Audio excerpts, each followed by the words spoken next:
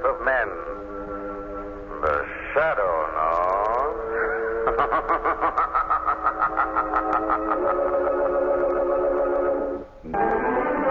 The shadow, mysterious character who aids the forces of law and order, is in reality Lamont Cranston, wealthy young man about town. As the shadow, Cranston is gifted with hypnotic power to cloud men's minds so that they cannot see him. Cranston's friend and companion, the lovely Margot Lane, is the only person who knows to whom the voice of the invisible shadow belongs. Today's story, Phantom Fingerprints.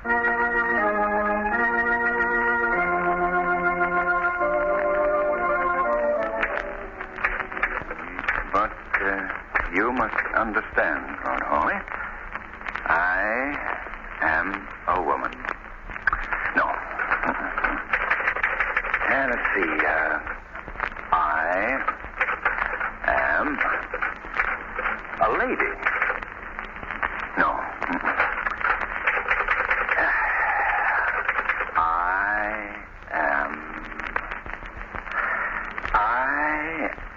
You am crazy. Did you say something, Margot? Oh, Lamont, you're marvelous. Well, what do you mean? You've been sitting at that typewriter for the past 3 hours, mumbling, I am a lady. I am a woman. Margot, you just don't understand how an author must search for the right word. Search? There was a manhunt. Well, now tell me, do you think she should say, I am a woman, or I am a lady? Well, it depends on what she is. Well, she's both. Why don't you play safe and just call her a female? Oh, now, there you go again. Now, how do you think it would sound for her to stand up and say, I am a female? Well, I was only trying to help. Oh. Say, haven't you a date with Commissioner Weston to take him to your rehearsal tonight? Oh, that's so. I did want to rewrite this scene and take along with me, though. Well, then call her a woman and let us go at that. A woman isn't bad. It's very good. Yes. I am a woman. Say, that is good. I am a woman. Sheer genius. I am a woman. Now, come on. Let's get down to police headquarters.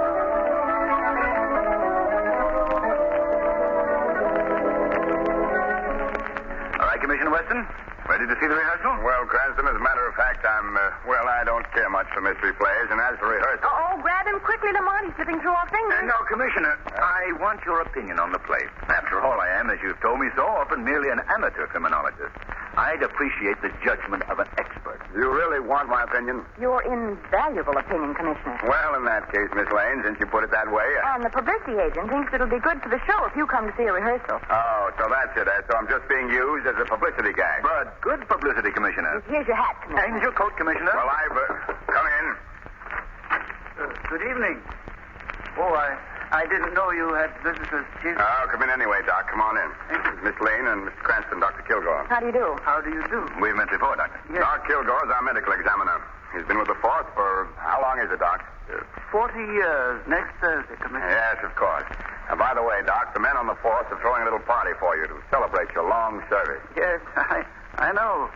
And I appreciate your thinking of me, really, but I just hate to be reminded that I'm getting old. Well, Doc, I've been thinking things over, and I thought that the party would be a good place for you to announce... My retirement? Yes, Doc. Now, I have your pension papers in the drawer of my desk here. I haven't signed it yet because I wanted to talk to you first. Well, hasn't my work been satisfactory, Commissioner? Doc, you're the best medical examiner in the country. But we're thinking of you. You've worked hard all your life. Now you can retire at full salary and enjoy yourself. Oh, why? If I retired, I'd be dead in 6 months. Now, Doc, that's no way for you to talk. I'm an old fire horse, Commissioner. I wouldn't know what to do with myself if I didn't have my work to do.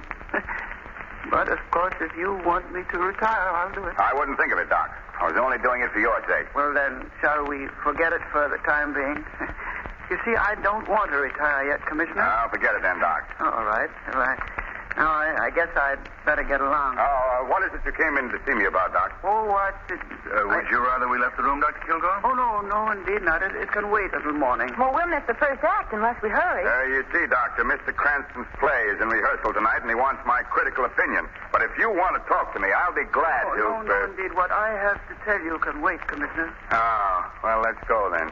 Oh, by the way, Doc, those reports I wanted you to look at are right here on my desk. Yes. Now, you sit right down and go over them. There'll be no one around here to bother you at this time of night. All right, Commissioner. We've got exactly 16 minutes to get there. We'll never make it. We will with the police escort, Miss Lane. Police escort? Wow, did you hear that, Lamont? Yes, Margaret. Goodbye, Doctor. Bye, Dr. Kilgore. Don't work too hard, No, Doc. I won't. And have a nice time. Thanks, we will. I'm going to work the siren. Oh, well. Now to work. Now, let me see. Where did he say those reports were? No, they're not here. Oh, yes, of course. Here they are on the desk. Now, let me see. Oh, yes, indeed. This is going to be a mighty interesting case. Well, that's odd. I thought I heard something. Hey, who's there? Who's there? I said. I can't see you over there in the dark. Oh, no. No, not you. No, don't look at me that way. No, you couldn't. I'll call for help. Oh, please, you couldn't. What have I done to you? Oh, please speak to me. Don't just keep looking at me that way. Well, you wouldn't kill me. Well, you couldn't. It's impossible. I'll call for help. This door is locked.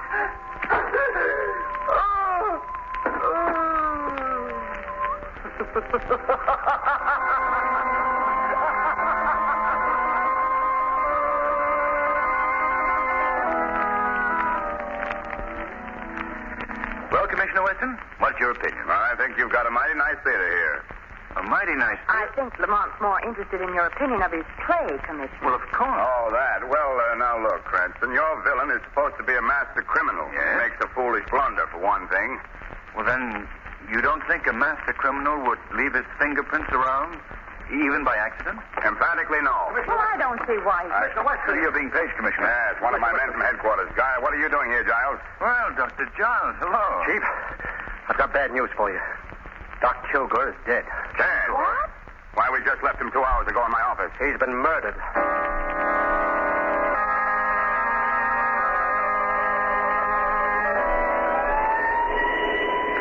I know how you feel, Giles. I know how we all feel. Who did it? Who would want to kill him? I wish I knew, Giles.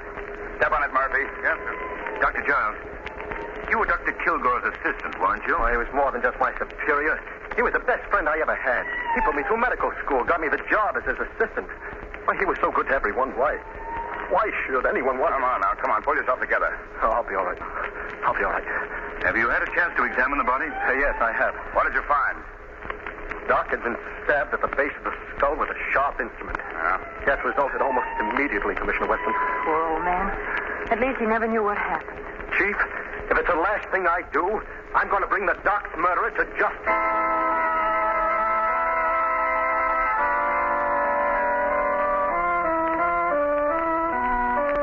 Who did you say was with you when you discovered Doc Kilgore's body, Molly? No one, sir. What time was it? You've asked him that question at least 4 times, Mr. Weston. And you've interrupted this investigation at least 50. Oh, Commissioner, you're exaggerating. I haven't said more than a dozen words in the last 2 hours. Please, Miss Lane. All right, but I just wanted to be helpful. What time was it when you discovered the body, Molly? About 11 or just before 11. You were off duty at 8 o'clock. What were you doing at the office at that hour? Is this the 3rd degree, Commissioner? No, this is not the 3rd degree. We don't use the 3rd degree. We don't believe in 3rd degree methods. Well, you don't have to shout at me, and you needn't leave your office. I'm not leaving my office, but you are. What? Giles, where's Cranston? He's out here examining the body. He is, We'll ask him to come in here immediately. Speaking about me, Commissioner? Now, look, Cranston, I don't mind you and Miss Lane being here, but she's interfering with my investigation. I am not. I was just... All right, Margot. I think it's time you went home anyway. Yeah. It's 2 o'clock in the morning, dear. No, I'm not going home. I'll wait outside for you, Lamont. And as for you, Mr. Weston, it wasn't necessary to be so rude. Good night. Rude. Now maybe I can get somewhere. Dr. Giles, tell Commissioner Weston what we've just discovered. Well, it's your idea, Mr. Cranston. You tell him. Well, all right. Commissioner, do you need me any longer? I'd like to go home. Go ahead. But I haven't finished questioning you yet. I'll see you tomorrow morning, Molly.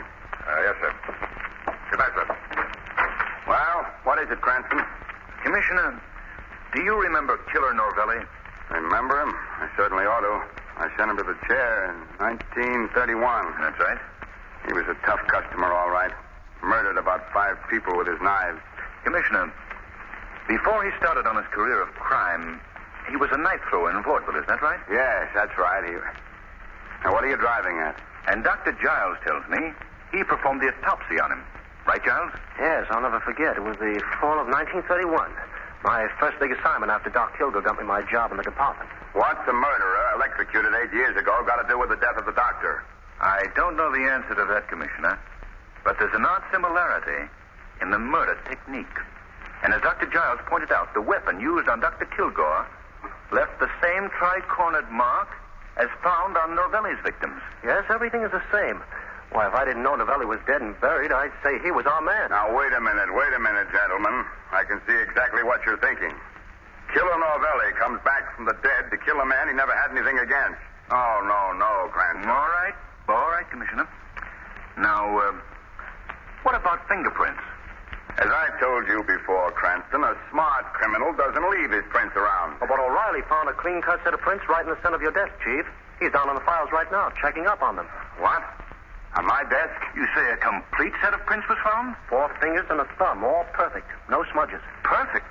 Well, you're very fortunate, Weston. We'll have the murderer within an hour, Cranston. I wish you luck. Chief, I've got the murderer. Here's the rat who killed Doc Kilgore. Molly? I knew your story sounded phony. I didn't do it.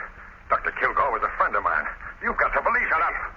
Now, what is all this, O'Reilly? Well, I was developed in the photographs with the fingerprints we found in your office, Chief, when I heard a noise in Doc Kilgore's office. Yes? I rushed in and caught Moley red-handed going through the Doc's papers. And this paper was in his hand when I jumped him. Let's see it. Sure, I was going through his papers. But I didn't kill Doc. I can swear it. Why, he was the best friend I ever had. This is getting to be most interesting. What does the paper say, Weston? It's a note for $850. Made out to Doc Kilgore and signed Charles Moley. Well, that doesn't mean anything. I can explain this. Yes, I'd like to have you explain this, Molly. Well, I did owe Doc $850, but I paid him back early this evening. He was busy in the lab and didn't have time to get the IOU for me. After he was dead, I realized how bad things would look for me if the note were found, so I went to his office to get it. Go on, Molly. Well, that's about all there is to tell. He lent me the money to pay off the men I'd been gambling with. I didn't want to lose my job, and I knew I would if you found out that I'd been gambling. You say you paid the money back to Dr. Kilgore? Yes, early this evening, and I swear I did. No money was found on Doc Kilgore. Now, I'll tell you what I think, Molly. You owed Doc the money and you couldn't pay him. He threatened to come to tell me about it and about your gambling. You got desperate and killed him to save yourself. I gave him the money, I tell you. I'll get your foot in this. Keep away from me. Come on, get him. None of that, Giles. I know how you feel, but Doesn't anybody believe I didn't do it? take him away, O'Reilly. All right, Chief, come on. Give him a hand, Giles. All right, Chief. Well, there you are, Cranston. You're convinced you have Doc Kilgore's murderer? Absolutely. Motive and all. I don't think you have, Commissioner. There are too many loose ends. What about the fingerprints in the center of your desk? Why was the knife thrown instead How do you know it was thrown? Just a hunch. You can't convict a man on hunches. I've got proof and a motive. What happened to the money? There never was any. That was part of Moley's phony story. Oh, I see. You know, Commissioner, those fingerprints intrigue me. Well, go to work, Sherlock Holmes. Oh, for me, I'm going home and get some much-needed sleep. Come in. I'm sorry to bother you, Chief, but is O'Reilly here? No, he's busy. What did you want? Well, it's about the prints, Chief. The ones we found on your desk. What about him? Well, I've checked them, and I've rechecked them. And they don't make sense. What are you talking about? The fingerprints we found on your desk, Chief, belong to Killer Norvelli. But he's been dead since 1931.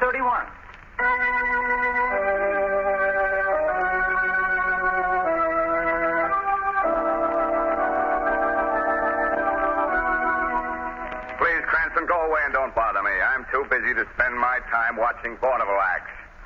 After all the excitement last night, I had about 2 hours sleep. Look at this desk, piled with mail. I'll never get through it all. You're missing something, Commissioner. There's a woman knife thrower on the bill who's simply terrific. I don't care if she is simply terrific. I can't...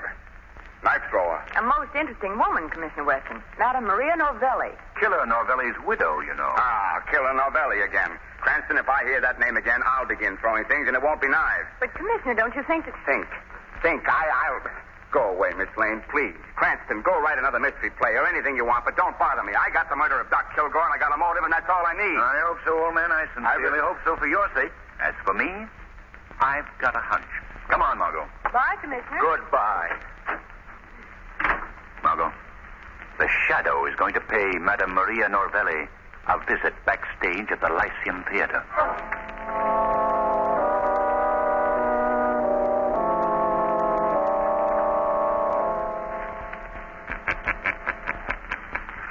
Maria Norvelli. What? Who is there? I can see no one. It is I, the Shadow. You cannot see me, but I can see you. And you must answer my questions. Who are you? What do you want here in Maria Novelli's dressing room? Who murdered Doc Kilgore, Madame Novelli? I don't know what you mean. Is it Killer Novelli? Novelli? No. No, it could not be. He is dead. Novelli was your husband? Yes, but he is dead. Dead, I tell you. That is the truth? That is the truth. He was evil. He killed with the knives, the beautiful knives. I teach him the great art to throw the knives, and he uses it to kill. Who else have you taught to throw the knives? Many. But there was one last year I taught him. He was very good. He learned quick. He learned as good as Novelli. I want him to join the act with me, but he... Go on. Go on. He say no. He say he got other reasons. Other uses for the knives. He is evil, too, like Novelli. You aren't lying to me? No, it is true. Everything is true. What is this man's name? His name? Oh, no. That I cannot say. He make me promise not to tell. He say I kill you if you tell. You must tell me his name if I'm to help you. Oh, please. Please do not have that. Quickly, Madame Novelli, his name. All right. I will tell. His name is... Madame Novelli. She's dead.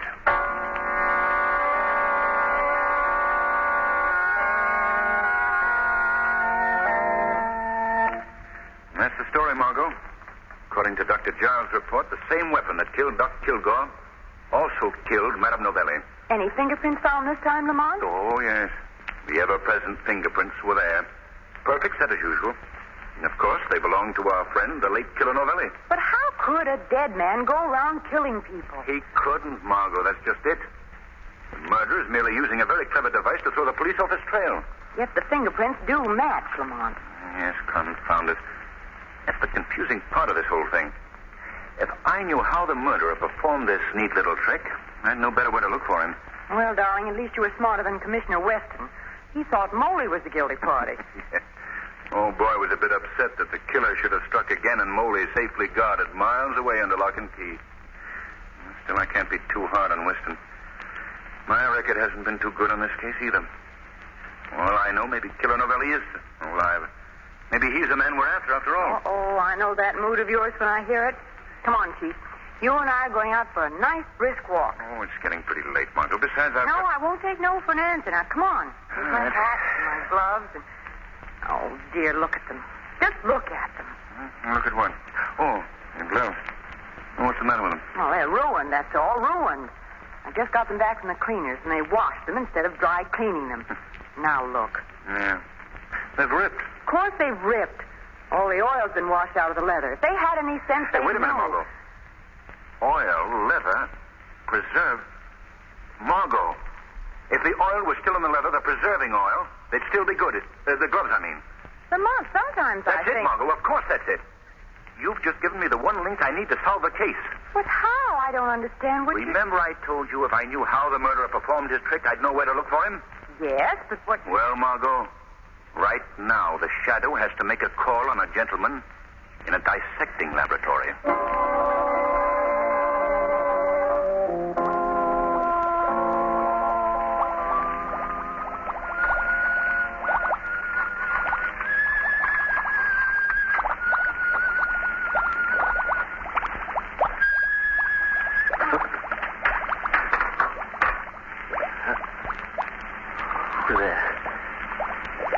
Who's there?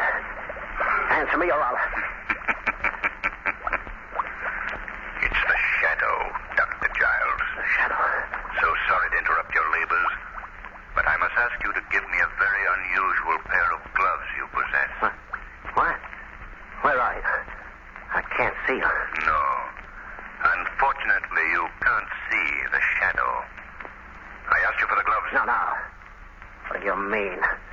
You can't know anything about me. I know this, Giles. That only you and Dr. Kilgore would have been able to get the fingerprints of Killer Novelli after he was electrocuted. And with Dr. Kilgore dead, it was pretty obvious who the murderer was. You know a little too much, Shadow. I have a knife in my hand. I can't see it, but I can hear you. Why don't you throw your knives? Yes, Shadow. There.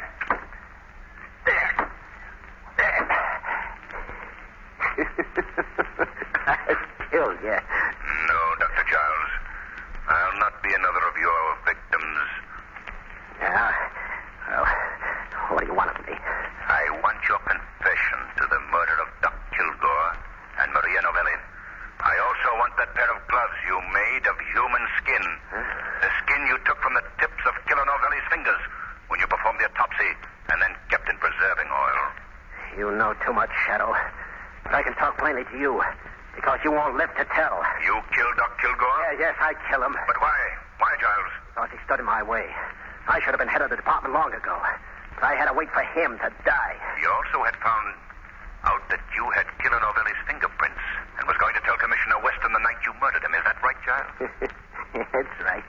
But he can't tell now, can he? Madame Novelli's dead, too, because she knew too much. Everyone thought Novelli did it, didn't they? You were very clever, Giles. Yes. I prepared for years to do this.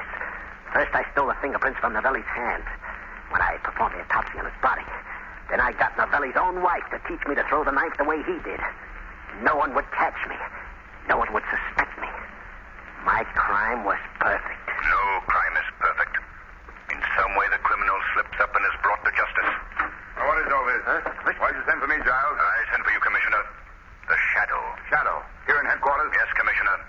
And this is the man you want. The murderer of Doc Kilgore and Madame Novelli. What? Giles? Yes, Giles. Surprised, eh, Commissioner? Yes, I did it. I did it, but you couldn't catch me.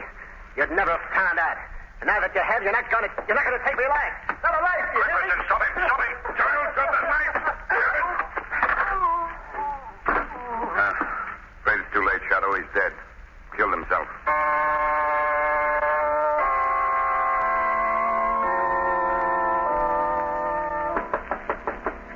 Come in. Hello, Commissioner. Remember us? Huh? Oh, hello, Miss Lane. Cranston. I'm busy. Sit down. Say, Commissioner, I wanted to see you this morning because I have another idea about the Kilgore case. What? Hey, wait a minute. Don't you read the papers?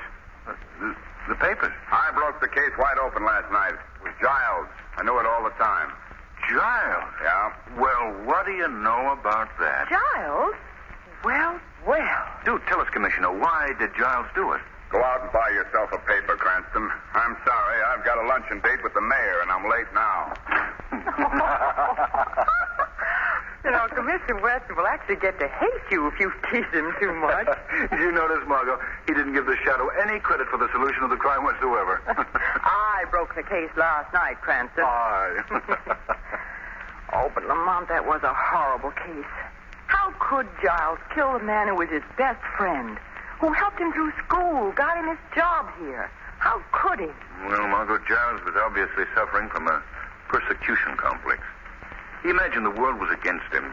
He thought his friends were his enemies. But his twisted brain was a brilliant one. He was devilishly clever. But he paid for his crimes as all criminals do, eventually.